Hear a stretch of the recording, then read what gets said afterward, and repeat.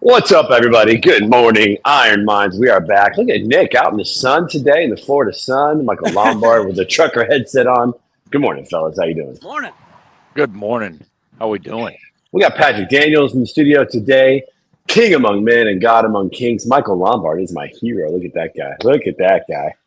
I might adjust Morning, that. Patrick. I'm ordering Michael Lombard pajamas, so get in on that with me. That's right. We need the Michael Lombard Halloween costume, which I think we're looking at right now. We got the headset on.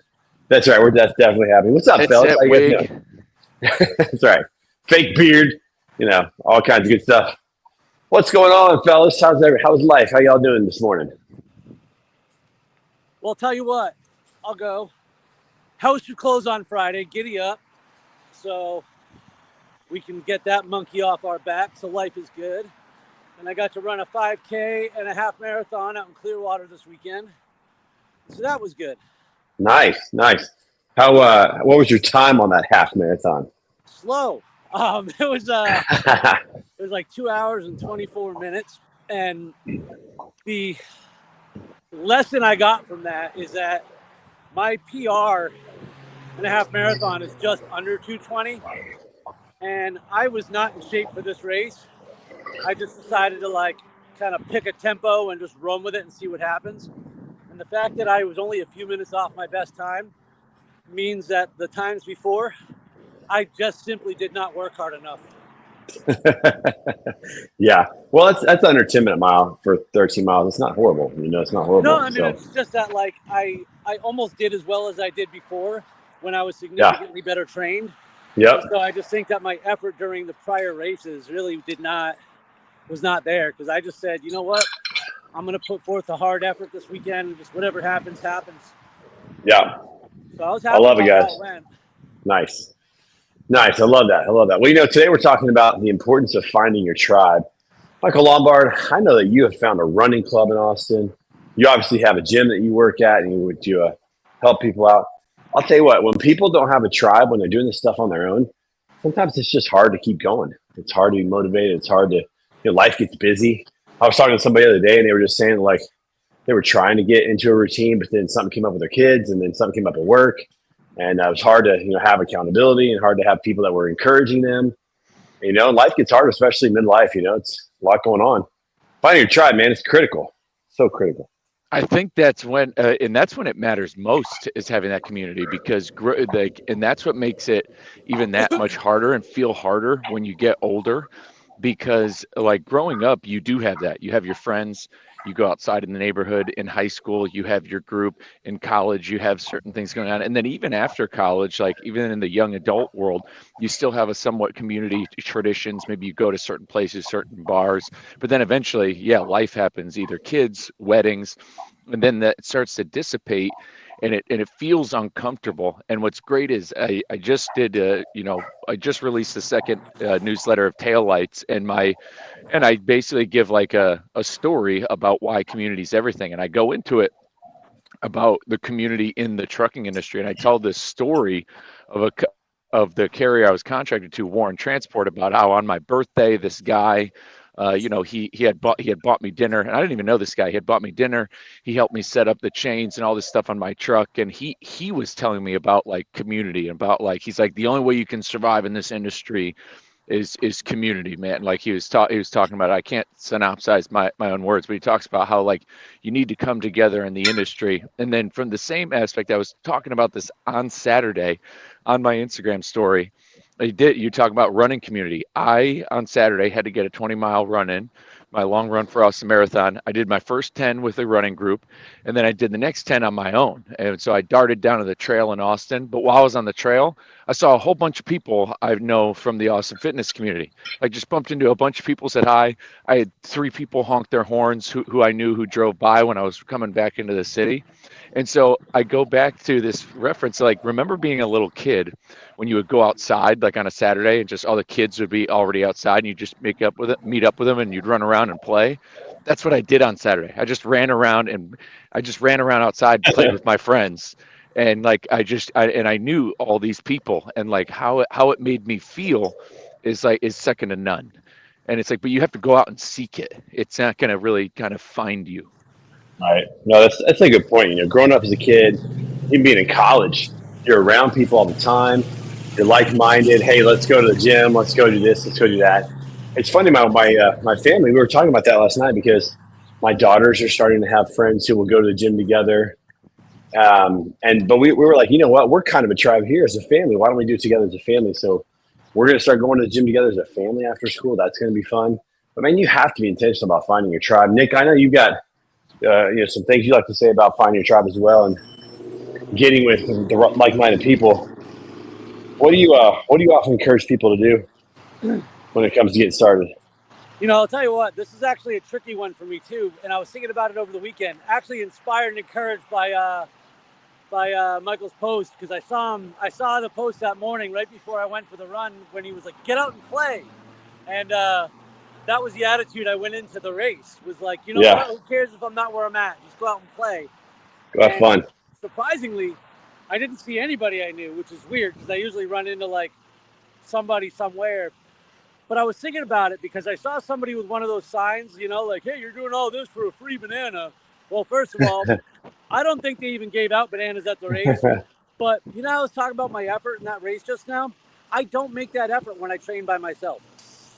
And being around other people with just a common goal of like stacking wins and helping other people win, I'm not trying to beat other those people, but I am driven by them and I'm driven by their effort, and it drives me to continue to just strive to look for other ways to be my best self. And when you look at someone like me who has to not has to, but I train by myself most of the time, I really do value the opportunity to be around that community. A lot of people will talk about how social media is so disingenuous and all that and blah, blah, blah. Well, that's a reflection of how you use it, because in the Spartan community, I've built friendships around the country, around the globe, and these may be people that I might see 3 or 4 times a year, but hell, that might be more times than I see like my dad in a year. All right, that doesn't make the relationship any less valuable. And we all want the same thing, right? There's no red, there's no blue, there's no trucker, there's no carrier. Like I said, there's no Chiefs, there's no Eagles. It's just people out there trying to do the best for themselves. And I don't know, I feel like healthy-minded people don't find their way into the sport. We all got something that drove us here in the first place. Yeah, yeah, and we all have a lot more in common than we don't. I was at the AFC Championship game, which was a blast, and I'm up in the stands and I'm sitting with Buffalo Bills fans everywhere, and of course you're rooting for our team to win. But then it was cool because at the opening, like before the game, when they did the national anthem and they saluted troops, every time during the game they saluted troops, and you had the stealth bomber fly over. In that moment, we were all one. We were all together. We all had everything in common. That was kind of a cool moment. Like every time they would honor a military veteran, everybody would stand up and clap and cheer and do all that kind of good stuff. It's like you're reminded that you have a lot more in common than you don't. And you just got to be around those people. You just got to take the time to be around those people. I think we get too stuck nowadays just being at home. We're streaming movies. We're not talking to our neighbors. We're not going out front. I mean, I live in a cul-de-sac. We're hardly ever out front with our neighbors. It's so easy just to get stuck in your house and not see people and not do stuff. But we have a lot more in common than we think. Yeah, absolutely. In Spartan, they do other things too, but there's a group called More Hearts and Scars. And what they do is they help. It's about athletes with disabilities, but some of them with the invisible scars as well. And so they take actually adaptive athletes throughout the course. And that means somebody in a wheelchair often. Yeah. And Love that. these guys are badasses, all right? They take them up mountains. Like, they do not mess around. And I was really fortunate to volunteer with them one time. And you know what you were saying about people not going outside? The other thing that people, and I'm calling myself out on this one too, we're always so concerned about getting hours. I have to get to the front of the line. I have to do this. I have to move this minute faster. You can't be in front of me. And I just recall this one time when I was with More Hearts and Scars, and we're doing an obstacle course, and we were using ropes to get our athlete up and over safely one of the obstacles. Well, this takes time, all right? At one point, I looked behind me. There was probably 75 racers waiting to get on that obstacle. Anywhere else in the world, these people would be cursing at you and throwing rocks. And I took a video because when we got that person up and over, everyone just clapped. It was just cheering for the other person. And that to me was like the racing community just shows me time and time again the level of humanity that we still have. Yeah. Well, you know what? Yeah, I've heard this statement before. You're never going to get harassed or get made fun of or whatever by people who are doing the same things you're doing. It's only the people who aren't doing it are the ones that are going to throw rocks and are going to, complain about what you're doing. But like seeing that moment, like you talked about, where you're helping somebody get over an obstacle, man, everybody's cheering, everybody's there. Absolutely love that. What's up, Alex? Good to see you this morning, man. Speaking of Alex, and it's funny when you say that when it comes to cheering Alex, because Alex wants to do the 70.3 in Belgrade, which me and Nick also want to do. And, Alex asked me personally, he said, do you think if I locked in for 8 months, I can do this? Because a bunch of friends of mine said they don't think I could do it. Like 8 months isn't enough time. And if you zoom out and you look at like the collective, like if you look at the average time it takes, when you look at average times, you have to look about that word average. Like on average, would somebody be ready where Alex is probably at in 8 months? On average, the answer is no. But if you lock in for 8 months, like if you actually just lock in and you focus on getting 1% better daily, there's no reason you can't be ready for a 70.3 triathlon in 8 months. But you have to lock in. Like if you're going to do what the average person does, you can't be ready. But chance. if you just do something slightly different, but I'm glad we're talking about this community thing. It's something huge I talk about when it comes to veterans. I think, and I wrote a Substack article about this. I've talked about this on the podcast. I think this is why we have the mental health crisis with veterans in the country that we do today, because they do, whenever they get out, whether they EAS or retire, however they exit the military, that community goes away. Goes away almost completely. And when you get out, even if you join a veteran community in town, wherever you're from, a lot of it's circumvented around drinking. A lot of it's circumvented around good old days type energy, like of living in the past, as opposed to living as opposed to like rallying around what days you have ahead. And I think that's where a lot of people, at least where I feel like a lot of my friends are suffering. Like I think that's where they're suffering, is a lack of community. And it's harder for a veteran to get involved in a community because of the identity of being a veteran compared to anything else, and like letting go of that being your identity, of being in the military. And so it's almost like a double whammy, but it takes the community to rally them. And once you get involved in it, once you dip in like a cold shower, I mean, it's how I survived college. Like if I didn't play lacrosse, if I didn't join a fraternity where it wasn't as maybe as close as like what it was like with the people I went to Afghanistan with, it's still like those people wanted me there. And like their desire for wanting me to be around made me feel more comfortable and definitely left a smile on my face. Yeah, no, I love to hear that, dude. Like, man, Alex, I hope you do it, dude. If you have a plan, if you got some intermittent races, maybe start with a sprint triathlon, in a month, like knock that out, and then do a half, like whatever it is, like just working your way up, 100%. And I love Scott says, forget the haters. You got to forget the haters, man. Don't, like, use that as motivation. Anytime Alex people tell you can't, man, just do it. Alex can lean on me and Nick. Like we keep rallying each other on Instagram. We keep talking to each other. Like that's the thing. You just look at what we're doing and you just keep up with that. And yeah, you'll be ready. This is going to be a chartered flight to Serbia. That's what's going to happen. It's going to be a chartered flight. You get more and more people. G6, joining. baby, let's go. We need Scott. We need Revanova to back it. Yeah, we do. Let's go. Come on. Don't worry, Come on. Scott. We won't ask you to do it. We just need you to front it. That's right. But Tell Mike to get on that. That Alex did here is reach out and build the community around it. Like, it's, especially endurance sport, it's a lonely sport. All right, like a lot of people have to spend times by themselves. And what I have found is that the people in your life who are tugging at your shirt, telling you can't do stuff, it's because they're trying to hold you back because they want to stay stuck. They can't do it. Right. They aren't going to do it. It's unfortunate, but sometimes those people, they don't get to make the journey with you. And rallying support around community about encouraging people, like, because especially with an 8-month goal, any 8-month goal, all right, it could be read a page a day for 8 months. You're still going to have a discouraging moment somewhere along the line, and having accountability and people to share the struggle with. And I love this: 2 different states, 2 different countries. Like, you want to talk about the new community and how we have more opportunity to build community around us now than ever before. I know, it's amazing. What's interesting is I think about this.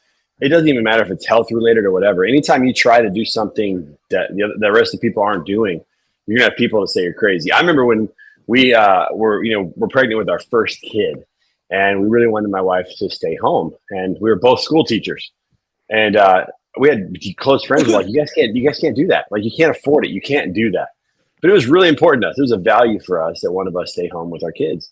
And so we, even though we had our best friends telling us that we're crazy, we can't do it, we can't afford it, it's not going to work, we did it. And when we made that decision, we made all the sacrifices to make it work.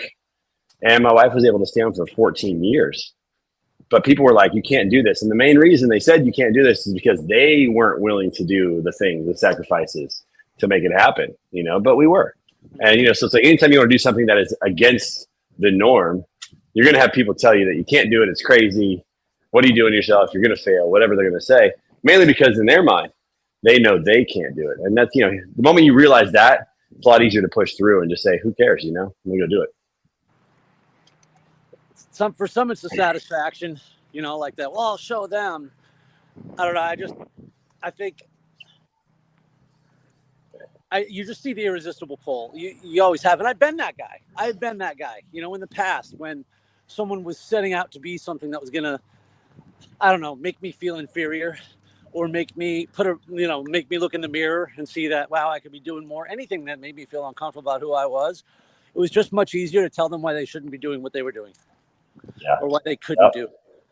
And, at the end of the day, though, it doesn't solve the problem that there's a reason I'm feeling that conflict in the first place. The haters know there's a disconnect, and that's why they're projecting that way.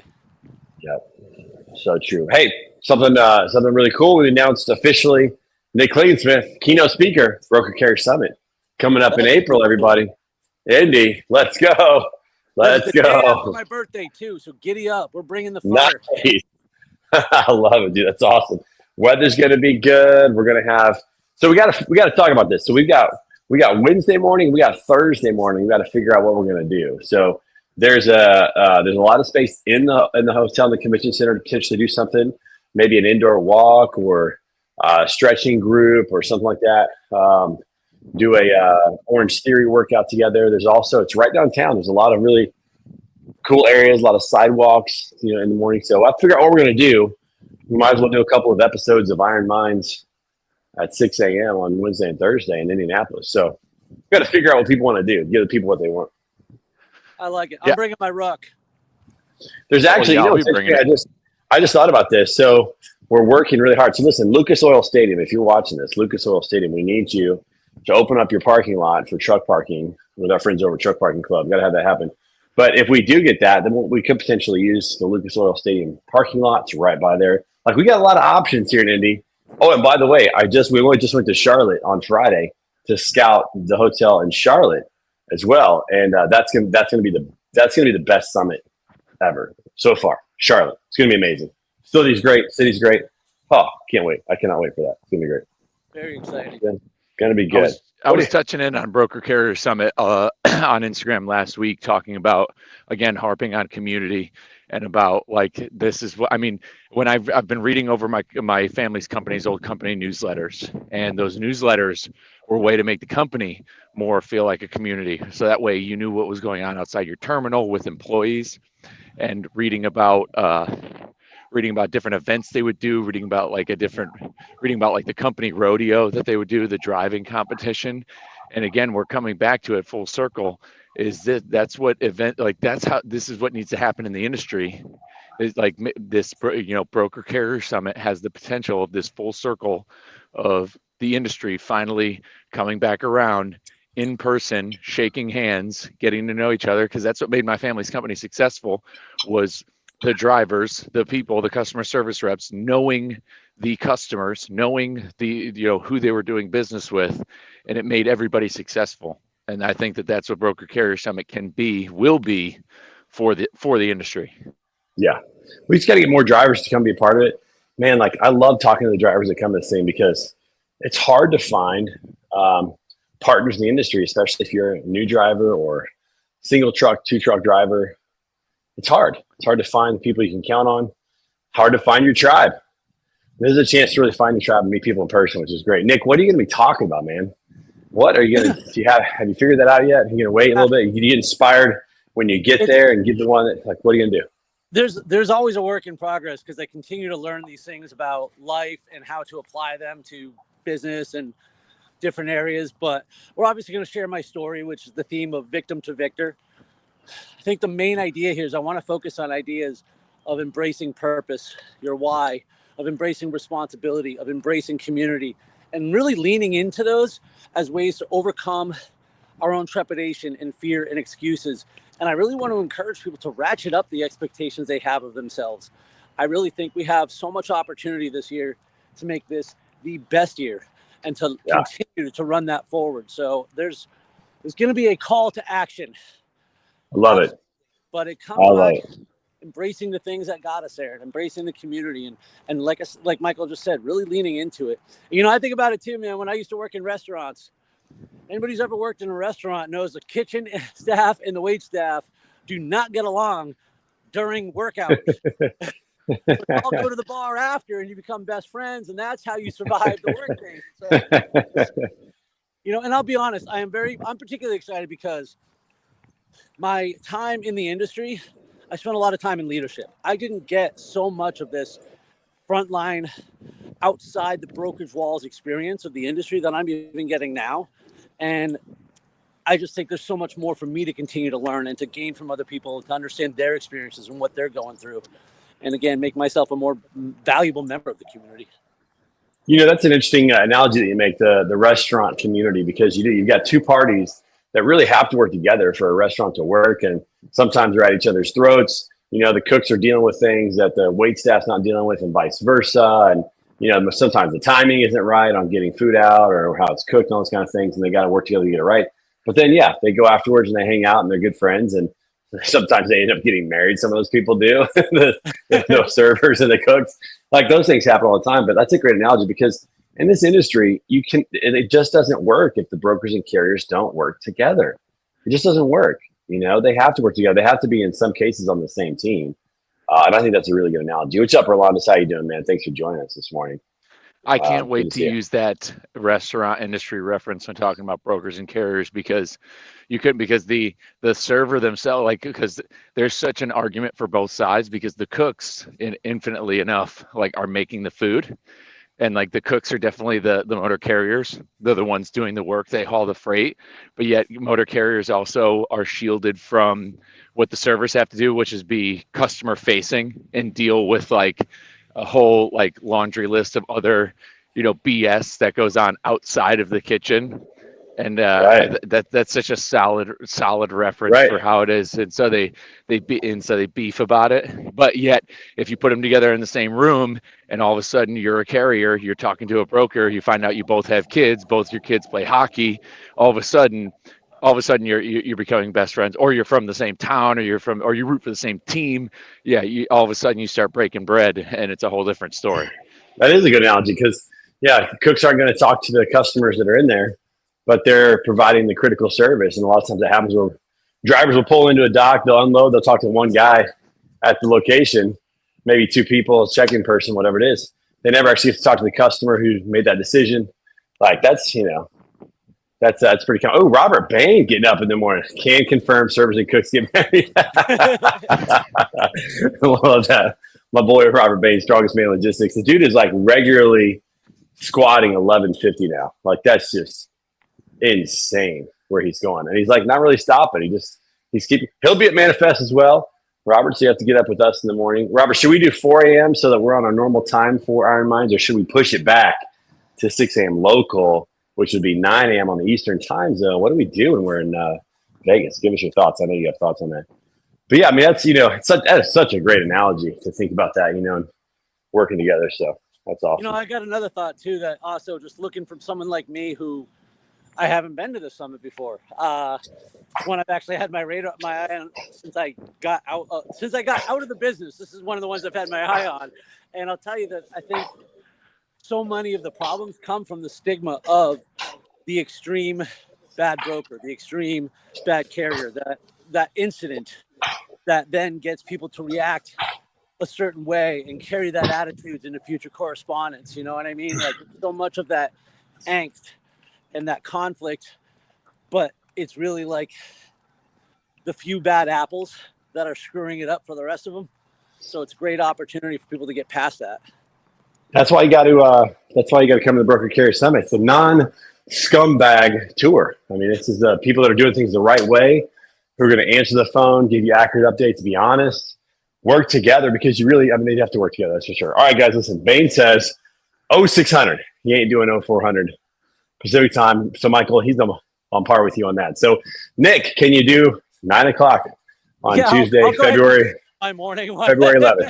February 11th. We're going to move it back. Make it happen, man. It's important because community is more important.